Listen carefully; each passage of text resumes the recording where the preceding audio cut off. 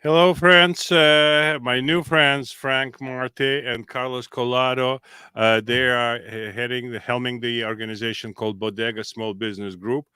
I'm happy to have them here, and these are people who are related to what I would say the first step. It was a first step towards restoring New York reputation in our country and worldwide after all those shameful trials that we're experiencing here, targeting Donald Trump, our next president.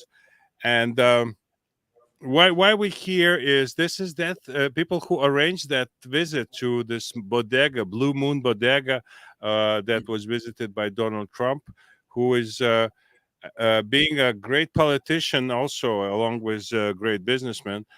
He visited this bodega where there was this infamous attack on Jose Alba, the owner of this bodega. But I have to present my friends here and give them a word here. My new friends, Frank and Carlos, welcome to the program, which is primarily in Russian, but this time we're going to speak English because we want it to be heard by more people than usually.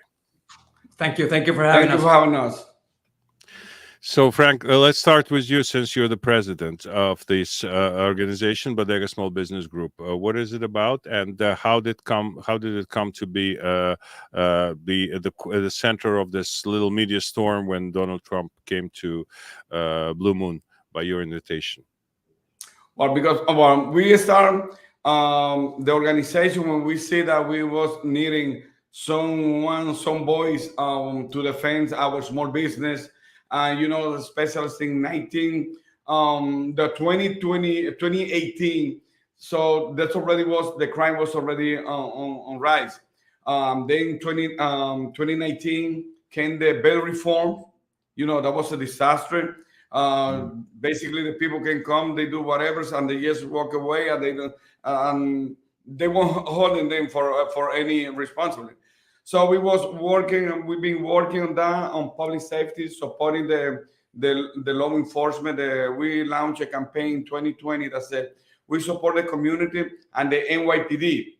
So we've been advocating for public safety, and then when we heard the case of Jose Alba, that it was already happening. So many people attacking the bodega and stealing in the bodegas and the supermarket as well.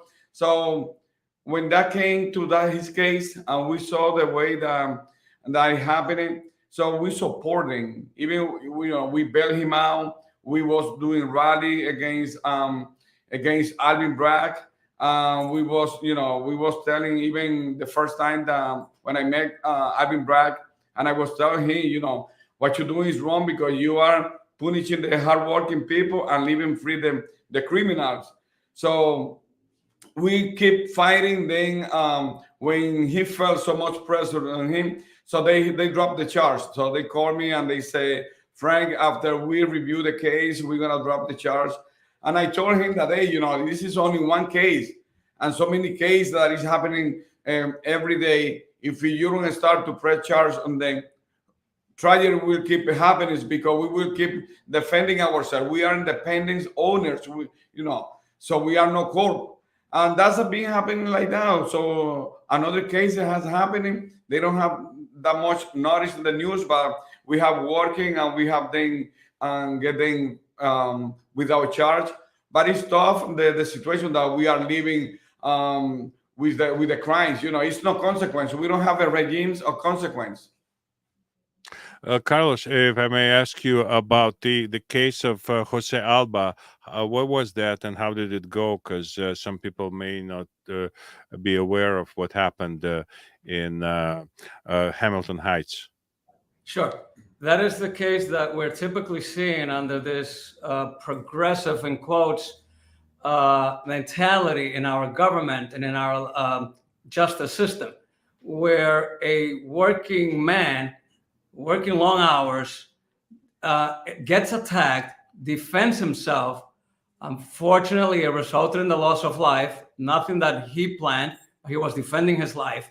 And then our DAs decide to charge the working man, while all along they've been letting criminals get out with serious crimes. That like Frank said, there's no consequences. This has been the regime that they have been establishing, and in our industry, we've been seeing it on the front line every day, more and more. It's become so challenging to run small businesses in this climate. And so Jose Alba was arrested. He's 61 years old. He was 61 years old at the time, and he was arrested for being too defensive, to exceeding the necessary level of defense. Right. So he responded to the attack. It was a male and a female. He was a repeat offender. I don't know about the female, but he was out of jail. He was 35 years old. At the time, I cannot vouch for that, but he was wearing, like, I mean, this is New York. He was wearing like $300 t-shirt on him. And the card didn't go through. The food stamp card didn't go through, right? She wanted to buy a bag of chips for her kids, the story goes, and the car didn't go through, and he could not sell it. Jose could not sell it.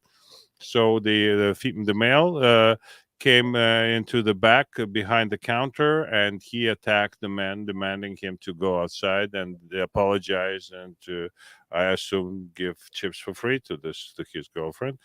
And he started beating him up, and the girlfriend as well hurt him in the arm, right?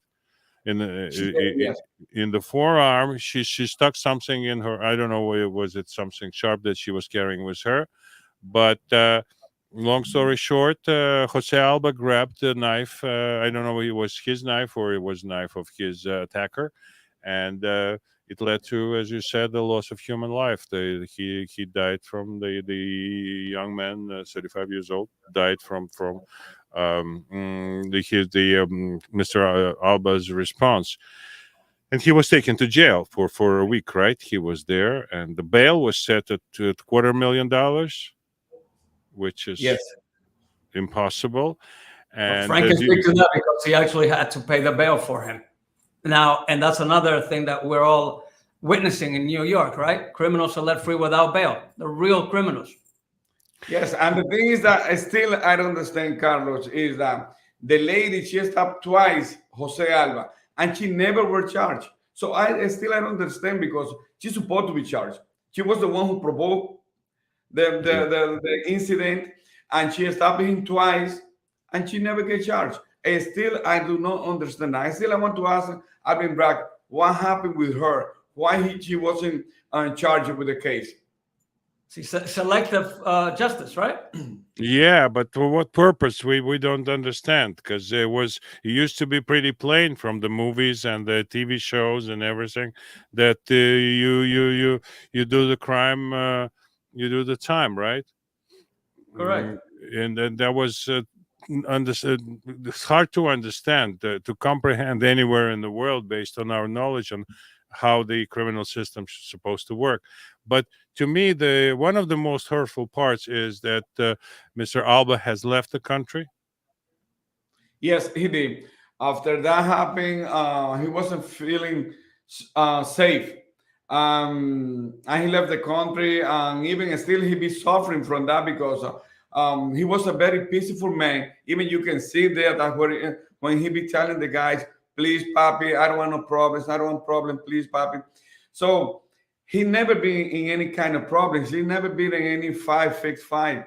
And still that's bothering him. Sometimes he wake up the nighttime. Sometimes he just feels so sad. He get alone on the, where he lived there in the countryside. That's affecting him still. I be calling him sometime. I connect with him. I be asking him to come over. He just said, yeah, we'll go there one day, but he hasn't come here for a long time. Yeah, those incidents are things that traumatize us when we have to confront violence. It's no way a good thing that we want to see, and this is why we've formed these organizations to advocate for our members, to kind of pool resources and stick together, because we're all understanding how difficult it is out here. And it's sad to say that shortly after Jose Alba's incident, we had a very similar situation at a fish market. Yeah. So it was also was someone got killed there. Yes, yes. So you can tell Carlos, tell him about that. Well, in that incident, these two brothers came in and they were ordering fish and food, and they grabbed items and they said, "We're not paying for them." And they just started to leave. When the employees came around and said, "No, you got to give that back. You cannot steal." They just started fighting and hurting one of them to the point where they were going to kill him. Had his co-worker not gotten a knife, because they even threw a chair at him. Had he not grabbed the knife to defend themselves, they would have been the ones to get killed. Yeah. Yeah, it's to me, people look at New York and they don't understand what's happening here. They heard stories about the tough New Yorkers, and then they only hear about New Yorkers leaving, and the rich New Yorkers leaving the city, middle class leaving the city, but also people who are not very rich are leaving the city and even the country, and this is unbelievable because people come here, they come to build their lives, and they succeeded in their vision of how they would live here, and basically got very satisfied with their lives here in the city. But all of a sudden now it becomes unlivable, and not just for the rich or for very poor people, but for anybody. And it's sad, and I wonder how this city, this state is planning to how our mm, uh, powers to be, they plan to sustain the tax base, how they want to pay for everything. They want to beg Washington to go there and fund every politically proper initiative that they have here, so the administration and the White House would like it, and they would pay for it them, because people who live here and who are paying taxes supposed to get something back for it, and they don't. They're very Exactly. unhappy. So what? Coincidentally, now that you're saying people leaving New York, coincidentally today I saw a video. The 11 states losing most people, and I was flabbergasted. At the end, I didn't think New York was going to make the cut. It was number one. Oof. And that's great, you go. This is a great cities in the world. So I don't know, we need to get back New York. We need public safety. We need that everyone's feel safe. We have to get to bring back public safety, because what really making the people to leave the city is first the public safety, and second the inflation, because that's another thing that is affecting us a lot as well. High cost of living, yes. Oh, absolutely. New York was never too modest about the cost of living, of course. But now we I'm have, sorry. Those are real problems that the legislators don't want to attack, right? yeah, it's a lot of things that wouldn't cost money. It's just to find. To me, what was very demonstrative was this cancellation or delay of the congestion pricing for the city. That would hit a lot of commercial deliveries, and people don't understand. They're ready in Manhattan to pay more, but not that much more. They don't haven't seen those prices after every delivery truck would pay for entering New York City under the 60th Street, right? It's just ridiculous, and they're going to do it after November elections, when they politically, with the political convenience for them, because they cannot Correct. get That's even more. that's why they stop it. That's why they stop it, because they was very down with that they're gonna be taking effect. Just political reason. That's what is affecting us now, because most of the things they are doing it because of political reason. Yeah, and we keep hearing that the minorities, so to speak, we both are minorities here. I'm of Russian minority here in Shipshead Bay. You are a minority there, and I'm sorry, I find it very peculiar, because you can atomize people endlessly, just bring them into small pieces and make them not speak to each other ever. But what is the mood in the community? Because now after the like last 2 years, Shipshead Bay area, um, this district that we have here is the reddest district in New York City. we are the most Republican now. It used to be Staten Island, but when we elected Inna Vernikov in 2020, I think we beat them to it, and we became the most Republican. But even here, not everybody is convinced. Not everybody is voting Republican, and that's why I'm having my stream here. I want people to vote Republican because you cannot really stand what the Democrats are doing to the city, to this country, to our souls, to our kids, to what we believe in, to our flag, to our homes, and stuff like that. So what's the mood in where you live in the call it the Dominican the American community, whatever, uh, mm, where the population uptown New York, Hamilton Heights, how people are looking at what's going on in the country nowadays. Maybe I'll take that. Yes. There's so many of us, and speaking even for myself, I've been a Democrat most of my life, right? Full disclosure. And I have come to a realization that the Democratic Party has just abandoned us. And just the other day, when we were at the second rally with Trump at the park, we were seeing so many people coming to register and saying, I've been a Democrat most of my life. I'm done. They are terrible. They are just hurting the city and the state. And they're ready to vote Republican. And we hear that more and more and more at our establishments. I hear it from customers. So this is going to be a very interesting elections. I know, Frank, right? You've been hearing similar things. Yeah, yes. We're feeling a lot of excitement for a change. Yeah. And that's why we've been saying, that for the Republican to get more vote, they gotta create more a local leaders in the community. So that you just know Democrat leader. We can have them. Jones guy running for any post election Congress for Congress assembly different posts. We need that, but we need to see those people in our community, because right here you go to the community and you only hear about the Democrat leader, Yeah. about this one is running. Always is just talking about the Democrat.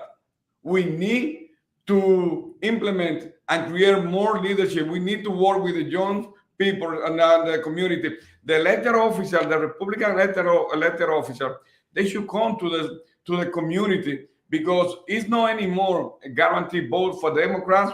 The community, the Hispanic community, and the minority community, that's not a guaranteed vote for the Democrat anymore. Especially with the young people now waking up, and what we have been doing it, so it's called attention a lot. Yeah, and speaking of young people, I've been hearing from several. I know a few, in fact, that just turned 18 and registered to vote, and I was surprised to hear them say they were registering Republican. So there's a seismic change happening, and we'll have to stay tuned and watch. Yeah, New York may be in play, as President Trump said. It could be something very unexpected, at least for a lot of Democrats, for sure. And our problem is leadership that we need to bring out from our own communities, and to get people to represent our interests and speak the truth. Listen, it's not hard. It's you just gotta not to be very kind of combative, but that's good to be very battle oriented in terms of better arguments. Because I don't know how Democrat philosophy can sustain economics. Why don't they support those who are more entrepreneurial in this world? Those people should be. This is where the money is, so to speak. Help people, not help them, just leave them alone. Those people who are who want to open a store, who want to open a little shop, some workshop, some enterprise, etc. I am a big proponent, like of school choice. So open schools of this kind, of that kind, and take away the monopoly of public schools from them, from this failing system of education, which is a kind of a big thing. But if you approach it legislatively in the right way, you can do that, and people will love to teach each other, and who is wrong will fail, and who is right will succeed. Having been a Democrat, I've come to a full realization of what you're saying. that, and sometimes they are good at confusing us, but realizing that why do they insist on punishing those that work hard, take from those that work hard, that try to make go the extra step to progress, and right, and they call themselves the progressives. It just makes no sense. So I've come to a huge realization that the Republican Party is what stands for, right, family values, sanity and order at the border, peace and security, right, and prosperity. Wow, how did I miss that? Why was I on the wrong side? Listen, with the Republicans, it's also a big secret that maybe some people know, some people don't know the secret. But Republicans are easy to kick out of the office if they're not doing the jobs. There is no machine behind them. There's no Democrat, mechanism behind them that offers you more and more people you have no use for. And when you have a Republican, if he or she or he again doesn't do the job, the lies to you, fails your expectations, it's very easy to get him out, this person, and then elect somebody else. Maybe it will be a better Republican. Maybe it would be a better Democrat. But I'm saying with the Republican choice, you cannot go wrong, because those people are not entrenched in the system. They are at this point, unfortunately, in American life. I think it's a fact. But let's take a look at this historical visit a month ago, right? I have a date here. I April believe it was 16, 16. right? April 16, right? The blue moon was the scene, and in walks Donald John Trump, president number 45, and we pray number 47. And here you are talking to him. How was it, this meeting? You met with him before, or no? No, no, No. we had just right through intermediaries. Hmm. So was he? Uh, I don't want to make fun of presidents of the United States, but we see Joe Biden being lost in every situation. He gets into it, whether it was teleprompter or without teleprompter, in France, in the United States, anywhere. How was the momentary spark in the conversation with President Trump? Was he aware of your problems? Yes. I just gonna tell you that after that meeting, I really start to like more Donald Trump first because he got so good vibes. We felt, and I felt, so normal, natural talking to him. They are talking about the public safety. Um, and I told him once, that even he asked if I would endorse him, and I told him, I cannot endorse you because we represent an organization where we have people from different parties, and he understood that very well. And when he came outside, the first thing that he said to the press that said was, "When I get elected, I will work with the mayors of New York and the governor to get rid of the criminals." So I really respect. He has a lot of respect for what we're doing because he knows that we got to work with all our elected officers. Let's say that when he walked in there, he had a natural understanding for working class, which is what we've been asking for, and for law and order. So, and he's he's an individual. He's a great life individual. So when his presence was there, you Mhm. feel it, and he is just like, at that moment, he's your friend. He is a very good problem solver. So he immediately starts to get in tune with, okay, what is it that we need to do? And it's right on the money.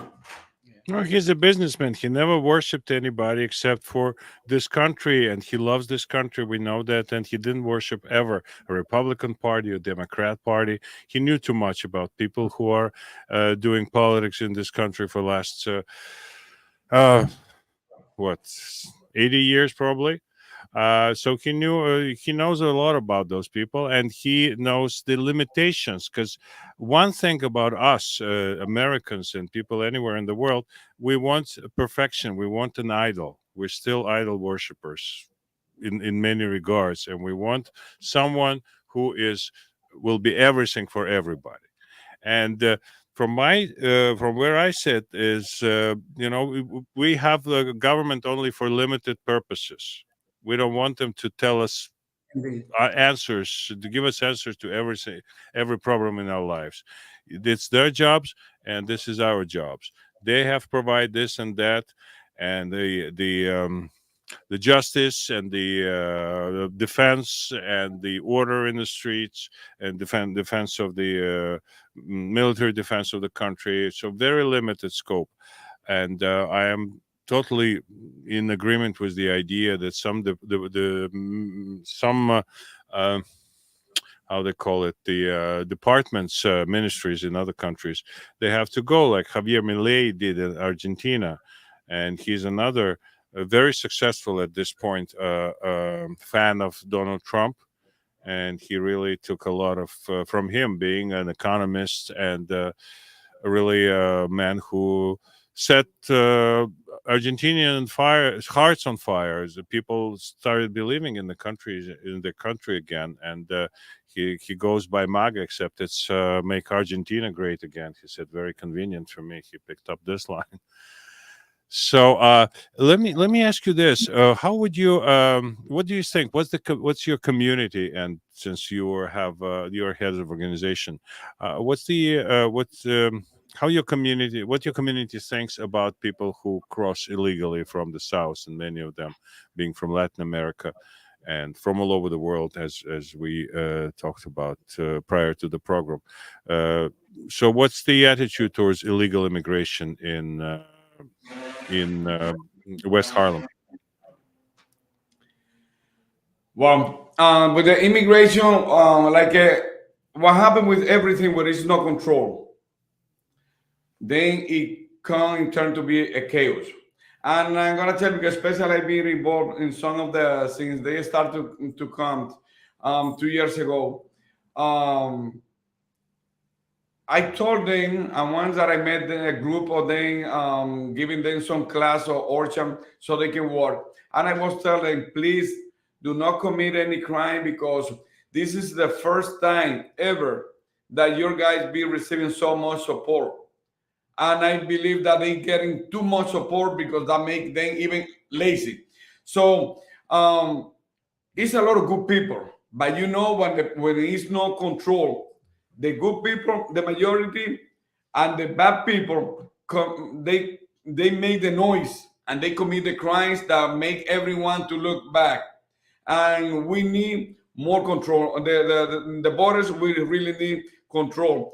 Here now we have a problems, and this will be even worse, because the government will not be able to have them all for so long paying rent, giving money. So when those people be out of the street, on the street, Mm. a lot of them they're going to start to commit a crime. And not only that, the worst part of that is because they be seeing that is no consequence. So they be realizing that it's better off to be a criminal than to be a working class, because they see Right. how easy the people commit a crime. They coming out and they repeat again, commit the crime. So that's what they're learning, and that's why they see that is happening. So that is gonna even be worse, because the people they are seeing that it's better enough to be a criminal. Right. See, we're immigrants, and we have establishments in communities of immigrants, and it doesn't matter where from. What's happening now, it's not immigration. This is not immigration. I think that what we're experiencing now is it's a war. We've been attacked. There's a difference between immigration in an orderly fashion and the attacks that we're seeing now. We're having, through that porous border, we're getting really the worst of the worst. And of course, we get a lot of great people, but right now we're under attack. Governments that have strategically sent us their prisoners and other mental folks. Patience, yeah. This is not the usual immigration, and we're immigrants. We're not against immigration. That would be insane, right? But we, just like every American, we want sanity and order at the border. Yeah, a lot of countries, including the countries from former Soviet Union, like I'm from Uzbekistan. Say, my family got there during World War II as a Jewish family from the territories occupied by Nazis from Odessa, and that's where my parents met. Where that's where I was born, where I met my wife and built started a family. And it's something that, I grew up in a Muslim environment, and I live in New York, so I can say that I am kind of on easy terms with almost every walk of of humanity, every type of people. So I learned a lot being brought up in multicultural environment, as was Tashkent, city of Tashkent, where I was born. But of course, here I am as someone who is for legal immigration, as we all we get under fire because they say you're an immigrant yourself. Why don't you want other people to come and enjoy the fruits of the United That's the biggest States? attack. Hmm. And this is very hard to explain to so many people, and many times those questions are asked not in good faith. They want Correct. to they want you to kind of uh, stop arguing this matter. But it's very unfair when the governments of other countries, they badmouth America, they badmouth this country with all their might, with their own population. And then they send their people to make money here and then do the remittance. And it's basically you don't have to build your own industry like in Uzbekistan. You just send enough people to other countries and they will make money there where everything is settled and people are happy and they send money back home, and you keep oppressing those who live in the old country, so to speak, right? And this Instead is of the addressing very the issue that they have. And another element, I'm sorry to interject, is in the border issues, is that who is really controlling all this influx? It's the cartels. I mean, the cartels are collecting taxes even in Mexico before you can even get to the border. Yeah, and you look at the map where people come from, and I'm not saying anything about the people who come, but this is the map of the cartel activities in the world. This is telling you where they operate, where they collect the money, because nobody gets by without paying them. Correct. And this is something that we expected some reports from some hearings in Congress, for God's sake. Here's the map for you. You ask where they came from, and you investigate in this country. You investigate the situation. People are paying the money. From what I heard, of course, I have no paperwork and there is no receipts, etc., etc. Up to the biggest amount I heard is $40,000. Wow. $40,000. People travel from Siberia to Doha, to Havana, to Tijuana, and then they cross the border and catch the Uber, and then that's it. Imagine them starting a business with those $40,000 or 20 where they Forty come thousand. from. It's a lot of money. In Russia, it's a lot of money. In the Crazy. United States, it's a lot of money. Yet this is the draw of America. And when they come, I met some. I say, listen, you want this country to be like the place where you came from? They cannot vote, of course, but I have to start them thinking, But on because that note, don't you think that some governments are behind it? Paying, getting the funds to some of these folks? yeah, some countries maybe. I heard some things about some big countries who could do that, but basically people work hard everywhere, as we know, and they save, and they think what to do with that, and they find I don't know. Basically, I don't think people trust governments where they live. Maybe America is one country that people trust government the most.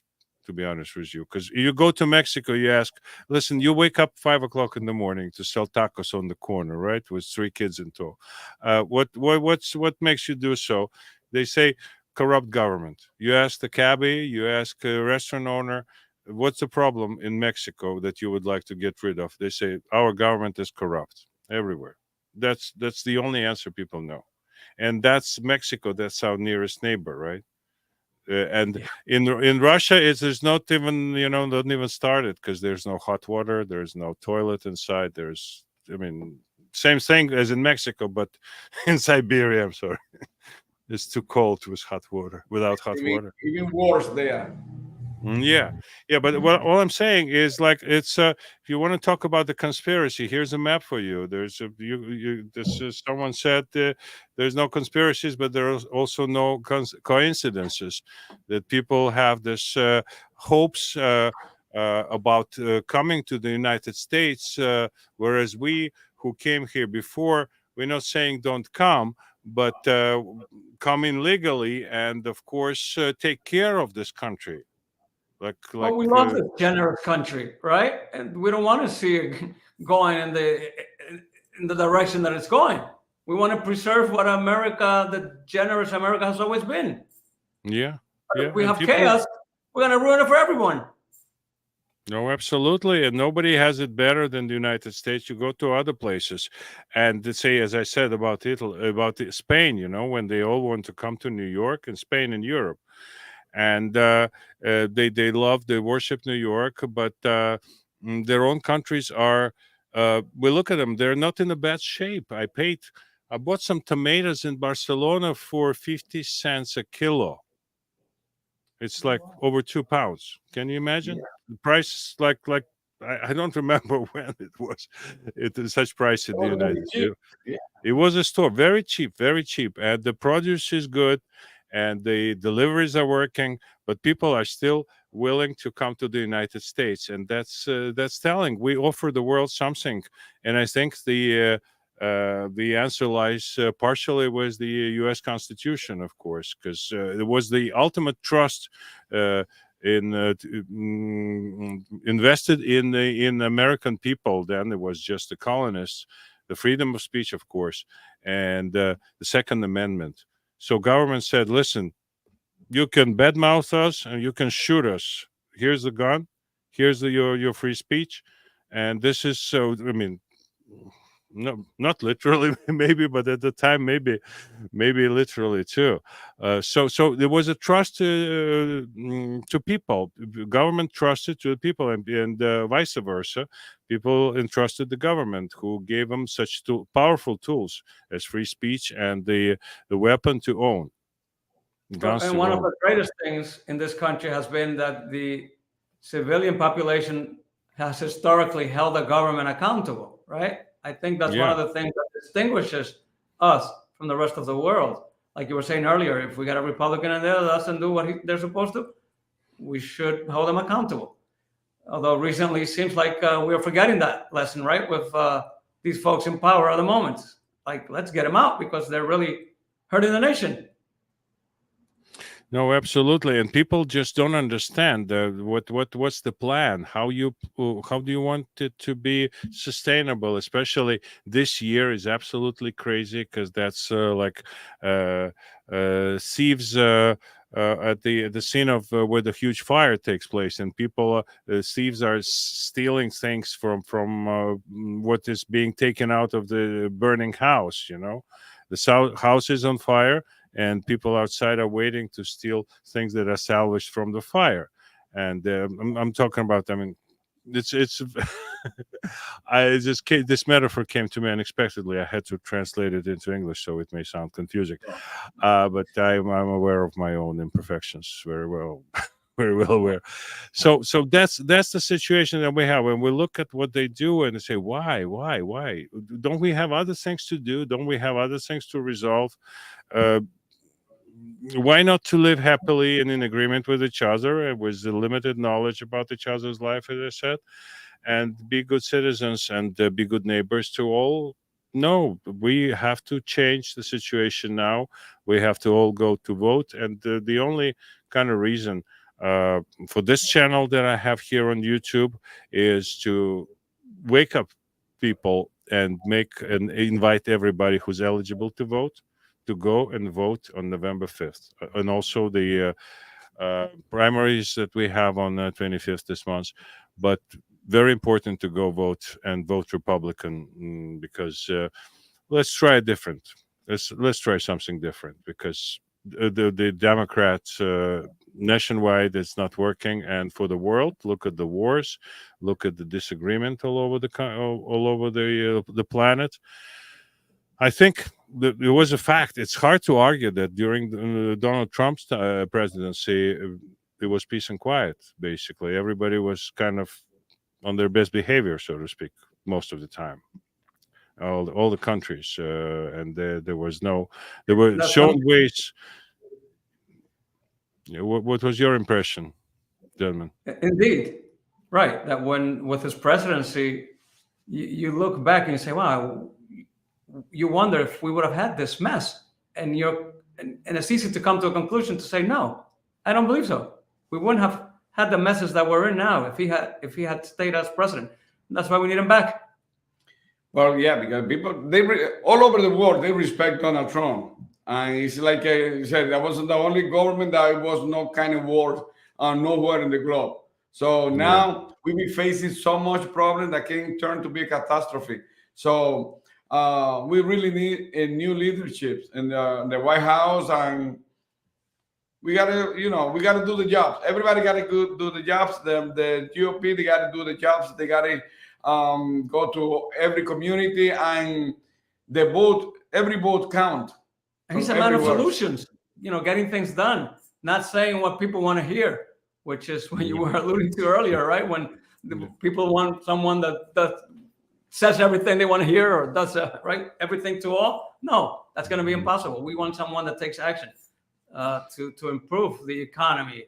When Trump understands that there's too much government overreach. If you're in small business, you will clearly understand that we have too much government overreach, especially in these liberal blue states, where, my God, they even want to tell us how to write our schedules. No, everything. I heard today that New York is. There's a great chance that New York won't be the capital, the United States financial capital any longer. Too much moved to Texas. Too much moved to Florida, even to New Jersey, and New York is losing its power. And they say they even dictate, the state of New York even dictates who must be sitting on board of companies. Funny you say that. Just today, I read that Texas BlackRock and some other companies are planning to open a Texas security exchange. Yeah, and I that would just be heard that today. try to recover from this. Was even in in the 70s when New York was in the best shape under Mayor Dinkins. Say it didn't lose the status of financial capital of the world and the United States, and now we have to lose even this as well. That's a crying shame. Somebody watching this program, first time encountering the ideas that were shared here, without fear and with open heart, ask questions. If you think somebody can explain to you why you should vote Republican, and do it with an open heart, please. And I'm talking to people who will be watching this program later, and please ask questions, please be active, and please do what is good for you personally. Think what is good for you and act accordingly. Don't think about anything overseas. Think about this country and yourself. Gentlemen, thank you very much. Thank you for finding time. I know you're busy. I know you're involved in very important community work and the organizing and protecting those who are in your care, all those small businesses and bodegas who are at the core of American life, small businesses. And I wish us all good luck and help us God. Thank you. It's been a Thank you, pleasure. sir. Thank you.